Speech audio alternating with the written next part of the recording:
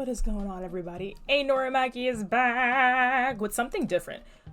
For anybody who does not know me, right? And if you don't know me by now, you should follow me so you do know me. And on Twitch. And anywhere else you can find AlexNorimaki content. But if you don't know who I am, let me tell you something really important about me as a person. I love cartoons, okay? It's something that I've always liked. I don't care that I'm 23, damn near 24. It's not gonna stop me from liking them. I'm kind of a connoisseur. I am sommelier is to wine what me is to cartoons, okay? I love them. So I figured, why not do something fun? You know what I'm saying? Why don't we take a second to break from all of the foolishness that is gaming and with upcoming E3, all that, right?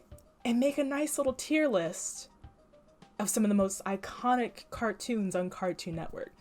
Because I had to narrow it down. If we just did cartoons in general, we'd be here all night, okay?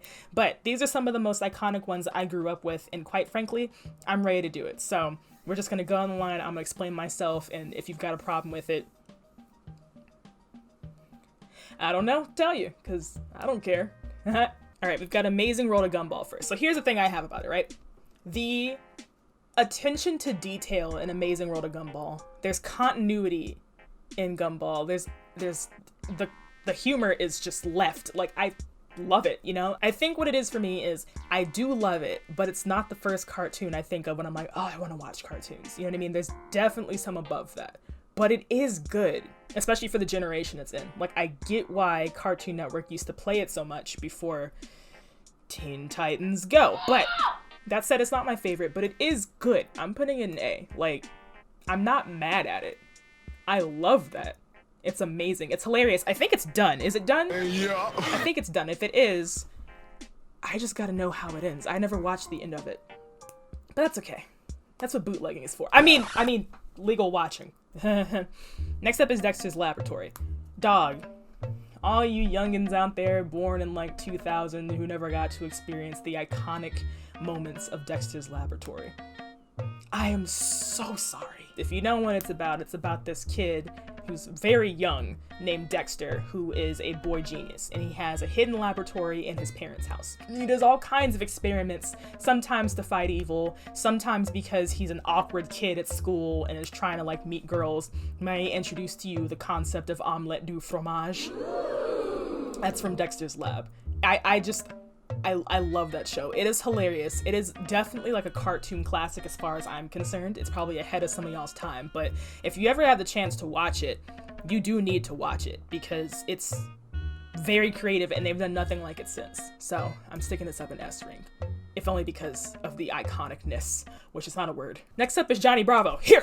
What? Man, I'm pretty. Oh my god, Johnny Bravo is hilarious. I don't watch it that often. Like, we have Boomerang and cable because my parents still pay for cable, but like, I don't watch it a lot because I didn't really watch it growing up. Like, it was on, but I don't know. The humor went over my head sometimes, but that's because I was a kid, not because it was bad humor, because it's very good humor.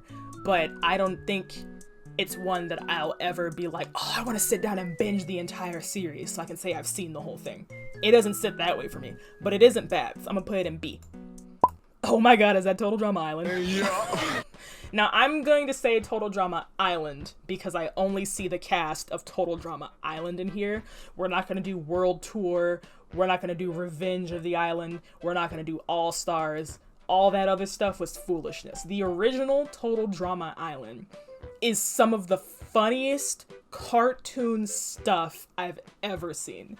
For anybody who didn't get to watch it when it was coming out every week on Cartoon Network, they ran it like a legitimate, like, what do you call it? Like, show. Like, they ran it like a legit competition on Cartoon Network. So at the end, when it was down to the last two, spoiler alert, it was Gwen and Owen. They told you guys at the end of the penultimate episode to go on the Cartoon Network's website and you could vote every day for a week for who you wanted to win.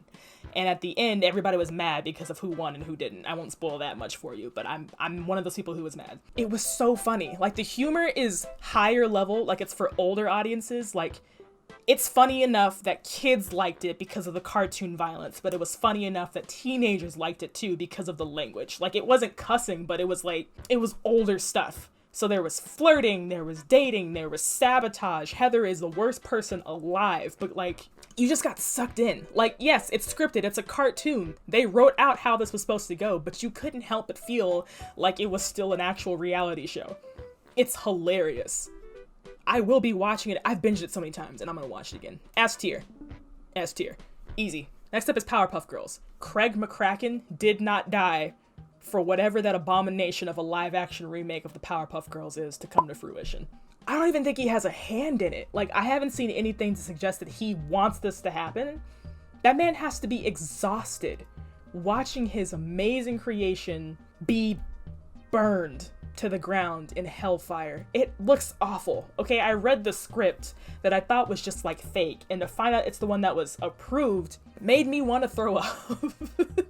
Show is awful, but the original cartoon is amazing. Okay, it's got action, it's got humor, it's got really good villains, it's got everything that you need to make a really good cartoon. My favorite villain is definitely either him or Fuzzy Lumpkins, only because I think he's hilarious. Fuzzy Lumpkins is a bumpkin, hence the name. I don't actually know what he is. I don't actually know where he comes from, but I think he just lives out in the woods and he just doesn't like people and he shoots people. It's hilarious. It's very country and backwoods. And of course, there's Mojo Jojo. Oh, Mojo Jojo. Good God. Watch the movie if you want to know about Mojo Jojo. I ain't gonna tell you nothing. S rank, S rank. All right, next up is Camp Lazlo. Oh my God. One of the things that I realized early on when I was watching Camp Lazlo is they share a lot of their assets with SpongeBob. And SpongeBob, if you don't know, is my favorite cartoon. But when I say that, I mean that they share a lot of the same music and a lot of the same sound effects with SpongeBob. And so I was instantly drawn to that because of the familiarity growing up. But Camp Lazlo is a really fun concept because there was never a camp show except for this one. And I haven't seen one since, really.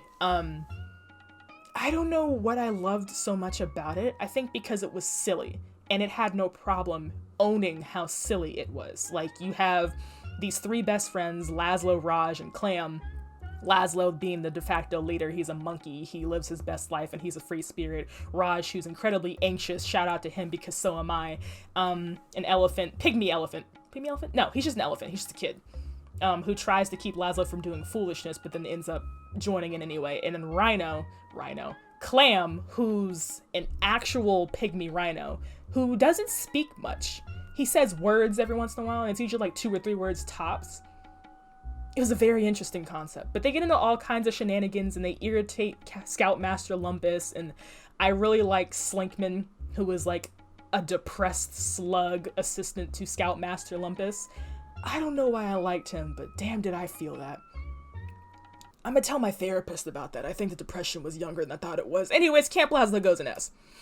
Next up we have Johnny Test. Johnny Test is what you get when you take the bare bones of what makes a cartoon, the violence, the idiocy, and the lack of continuity, and you put in a show and nothing else. You get Johnny Test. The amount of times that they use the sound effect is ridiculous. I mean, it's just all the time, especially in the later seasons. But like, if I was doing homework and needed like background noise, it was Johnny Test, because I don't have to pay attention to it because I wasn't that interested in it to begin with. But I did like it. It's not S rank. I think I might put it in B, just because it's on Netflix now and I tried to watch it and I'm like, damn, this is aged awfully. But for the time, it was a pretty good use of my eardrums. All right, next up is regular show. S rank. Let me tell you why. Actually, let me rate the marvelous misadventures of Flapjack as S rank. Now I can tell you why regular show is up there as well. For those of you who've never seen the marvelous misadventures of Flapjack and don't want to, I get it. That show is weird, okay? There is some very odd visuals going on, some weird music, some even weirder sound effects that I actually think are hilarious. But it's a hard show to stick with because it's so... You feel like you're on crack watching it. I get it. I understand. But you have to give its credit for being the granddaddy of all the good cartoons that came in the 2010s. So, Marvelous Misadventures of Flapjack had a bunch of different creators working on it. Those creators were Rebecca Sugar, Alex Hirsch, J.G. Quintel, and Pendleton Ward. And you might know who those names are, but for those of you who don't, Rebecca Sugar is the creator of Steven Universe, Alex Hirsch is the creator of Gravity Falls, J.G. Quintel is the creator of Regular Show, and I never remember his name. Pendleton Ward is the creator of Adventure Time. They all worked on Flapjack first. That's what got their foot into Cartoon Network in the first place. So you have to give Flapjack its props for being the reason they made those shows themselves on Cartoon Network, because without that, I don't know if we ever would have gotten there. You gotta respect the gangster. You have to respect its gangster. Regular Show itself is S tier because it's Regular Show, okay? It's the most interesting thing. It's hilarious. It has a story behind it. You cry at the end of the series. It's got everything. Okay, next up is Billy. Oh my god. Grim Adventures of Billy and Mandy was so funny my parents watched it with me. They thought it was, and it is, hilarious, okay? Billy is an idiot, and I do mean that in the nicest sense. It's purely observational. He is a dumbass, and that's okay. He's funny for it. And Mandy is, well, Mandy's evil. She's not in the sense that, like, she's out here trying to kill everybody, though sometimes she is trying to kill everybody, but she's mean, she's dark, she's cynical, and she doesn't take crap off anybody. But that show starts out just regular comedy and then just progresses into ridiculousness. My entire right leg is asleep. We're not going to talk about Underfist. S. Okay, this is Codename Kids Next Door. It goes in S rank.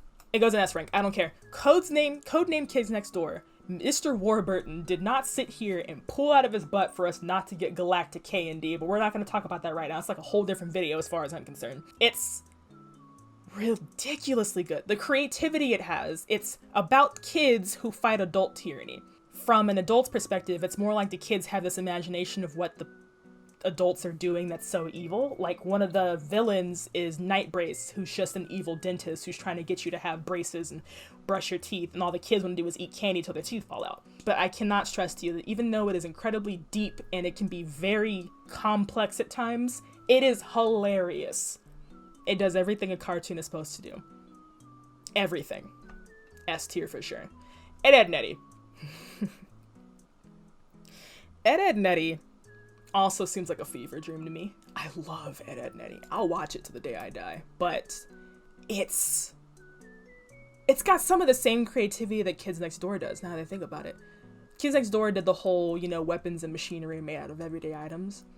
Ed Nettie kind of did the same thing, but whereas Kids Next Door was fighting for, fighting evil, Ed Nettie was trying to make quick money so they could eat jawbreakers. So they would make these giant contraptions and literally admit to scamming the other kids in the cul-de-sac for their quarters to go buy jawbreakers. That's all they ever wanted, right? There's rumors that the reason the show ended is because the creator was, attacking cops with a pipe on drugs. That's not what happened. The show just ended. It ended with the big picture show and we were dunsies.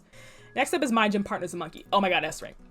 I know there's a lot of S ranks in here, but it's because I love cartoons. Okay, My Gym Partner's a Monkey. Not a lot of people I know have seen it, and that makes me sad, and I also don't know where I can watch it. It's about Adam navigating school life when he's the only one of his species in that school, okay? So it touches on the concept of being the awkward one out, but it also touches on everything else, and that show was crazy. The way they designed the school, there's different ways, there's modes of travel for all the animals. So there's a giant river in the hallways for all the fish to travel around. There's tubes so the fish can be in class. There's, jungle vines and crap all throughout the hallways so monkeys can swing. The hallways are tall so the giraffes have neck room. It's very well thought out. You gotta give it its props for where the props come from. It's amazing. I love this show so much. S tier. Ben 10. I didn't finish Ben 10. I do like it. I'm putting it an A. Ben 10 had a story to it, and I ended up reading about how it goes, and it is very deep, and I need to watch it. But at the parts that I have seen, they are great. It's about Ben, who finds this alien watch called the Omnitrix that allows him to transform into different aliens. And it's about him learning where the Omnitrix comes from, his powers, his cousin ends up with powers, and him fighting alien tyranny. And I mean, it progresses, apparently. But I never got out the first season because it was still coming out when I was a kid. So I need to go back and watch it, but it's amazeballs from what I have seen. So it gets the A. Adventure Time is S. I don't care what you tell me. Some people are like, I don't like Adventure Time. You don't like Adventure Time because you don't understand it. Adventure Time is weird. I will give you that. It is very weird, but everything that makes it weird is explained in canon. Okay? Adventure Time follows the adventures, of Finn the human and Jake the dog. Finn is a regular human, but he's apparently the last remaining human in the world of Ooh, land of Ooh. Excuse me. And Jake is a shape-shifting, stretchy dog. It's his best friend. Right, and so it follows Finn at first just fighting evil, you know, going through dungeons, all the kinds of things he loves. But then it evolves into him coming into his own, figuring out who he is, where he comes from, finding his parents, love interests, more than one, all of those kinds of things. And by the end, you've got a fully grown, not grown physically, but like mentally. He's a very like, the growth you see with Finn is very apparent. And it's one hell of a ride on the way to that. And it's not even just about that. They take time to give whole episodes to side characters. Tree Trunks, may her voice actress rest in peace. She has her own episodes where you just get to know about the tiny elephant who talks really freakily and makes apple pie. There's episodes about the citizens of the Candy Kingdom and how they go about life. There's episodes about all that, about the princesses. Everybody's favorite Marceline gets several episodes about her backstory. Like, they take time to develop almost every single character you see, no matter how big or small they are. And that's what makes Adventure Time so dang amazing. Plus, Adventure Time still has new episodes coming out, but like on HBO Max, I think. I need to bootleg HBO Max. I mean, I just need to find somebody with the account because I'm not paying for it. S rank. Foster's Home for Imaginary Friends goes in B. And I say that because it's Craig McCracken's second best work. Again, Craig McCracken's the one who made Powerpuff Girls. He also made Foster's Home for Imaginary Friends. There's nothing wrong with Foster's. It does what a cartoon's supposed to do. It is chaotic, it is zany, it is ridiculous. But after a while, Mac and Blue, the protagonists, mostly Blue, they get annoying. That's just me. It's a whole lot of crazy all the time. Like, I can't, sometimes you can't really keep up. Plus, you can't find the actual series ending to it anywhere. And I've never seen it. And I want to see it because it's apparently a tearjerker. But until I see it, I can't give it anything more than a B. But I do love it because they have all kinds of creative imaginary friends living at that house. And it's very cute. But there's more information about the show in the comic than there is in the show, which I'm not going to read because I'm illiterate. Therefore, it gets the B. Next, we've got Chowder. Oh, I love Chowder. It goes in A. I won't say S because I don't even remember how Chowder ended. I haven't seen it in so long, or if it just kind of got cut. Chowder is about this bear, cat, raccoon thing, which is literally what they call him, a bear, cat, raccoon thing named Chowder, who wants to become a chef. And so he becomes the, what's the word I'm looking for? Whatever. He starts training under this chef named Mungdal, who really loves the ladies despite being married to a pixie named Truffles who does nothing but scream and yell at him. Probably valid, but hey, whatever. And it follows him learning how to make all kinds of recipes. The problem is he's a horrible chef. He's a horrible cook, and anytime he makes a recipe, it comes to life, or it destroys something, or it tries to kill him. And, I mean, it's all kinds of hilariousness that goes on throughout the show. And again, it's just a really creative idea, the concept of food. All the characters in the show are named after actual food. So there's Chowder, there's Mungdal, there's Truffles, there's Endive, there's Panini, all of that, right? And it's just really gazpacho. It's a really, really interesting concept. So I give it A. I can't give it S because I don't know how it ends, and that irks me now that I think about it. Last but not least is Courage the Cowardly Dog. And I do mean not least. Courage the Cowardly Dog is one of my favorite cartoons ever. Much like Billy and Mandy, it was so good my parents watched it with me. Specifically the episode with King Ramses' curse. Because my mom loves the song that plays on that record player. It's one of the forms of torture, but that's besides the point. The point I'm trying to make is that that show is crazy for a couple of reasons. Number one, it's hilarious. It's hilarious because it's uncanny, and it's insane, and it's absurd, and it has no problem being all of those things. John R. Dilworth has got to be a crackhead. I just don't know. Not a literal crackhead, but metaphorically speaking. Second, it's scary. I never was scared of this show. I don't really get scared of many things except like rogue artificial intelligence and spiders. Everything else, and there is a spider episode. Ugh. Everything else doesn't bother me in this show. I just thought it was weird, but it like kept me coming back because it was so weird. And at the end of the show, you end up crying because like the last 1 or 2 episodes of that show are painful to watch. And they're supposed to be. They're sad. But the show in the meantime does all kinds of craziness as Courage, this cowardly dog, works to protect his home, his owner Muriel, and his owner's wife Eustace, who hates the dog, from all the craziness that comes in. And there's a theory that it's not that craziness is actually coming into the house. It's more like the dog is so scared of everything, he perceives everything new to him as a threat, and to the threat of, you know, his owner. So, I mean, I get it, but I just watch it because it's crazy. I suspend disbelief for this show. I just love it. I love it so much. So it gets the S rank. Yep. And I think that's it. We've got our tier list. It is very skewed. I think I'm biased as hell, and I don't have a problem saying this because you know how I am.